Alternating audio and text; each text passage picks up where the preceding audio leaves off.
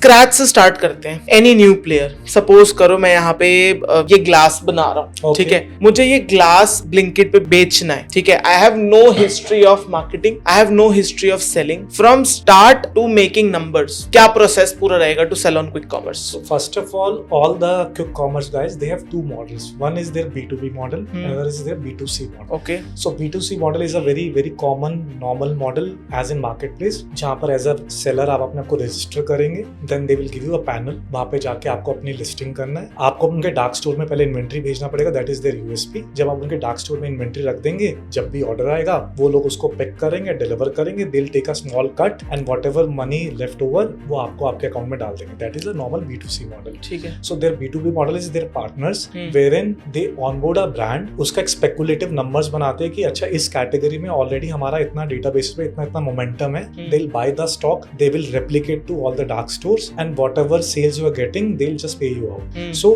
trust me, most of the brands are running after B2B model। as a starter, as a new brand you don't have to run out of B2B model। आप as a brand B2C register कीजिए, opportunity को explore कीजिए and organically speaking with my experience, organically भी आपको इतना अच्छा sales मिलेगा, अपना इतना अच्छा अपटेक मिलेगा, कीपिंग इन माइंड का आपका प्रोडक्ट का वर्थ होना चाहिए, प्राइस पॉइंट सही होना चाहिए and the most important part जो शायद बहुत सारे ब्रांड निग्लेक्ट करेंगे, that is the replication effect. अगर आप प्रॉपर्ली रेप्लिकेटेड नहीं है ब्लिंकिट में तो आपके सेल्स नंबर अटेन नहीं होंगे। What does this mean? So if I talk about replication as a term, I mean to say Blinkit का जो मेजर सेल होता है वो दिल्ली NCR से होता है, ठीक है। तो Blinkit के दो मदर वेयर हाउसेज है, एक मदर वेयर हाउस है हरियाणा में, एक मदर वेयर हाउस है यूपी में, वहीं से वो दिल्ली को भी कैप्चर करते हैं। तो जितना ज्यादा बढ़िया तरीके से आप अपना स्टॉक मदर वेयर हाउस में भेजेंगे उतने उनके जो डार्क स्टोर्स है, सो Blinkit है 60+ dark stores across each city, तो उतने ज्यादा डार्क स्टोर्स में आप जाके आपका स्टॉक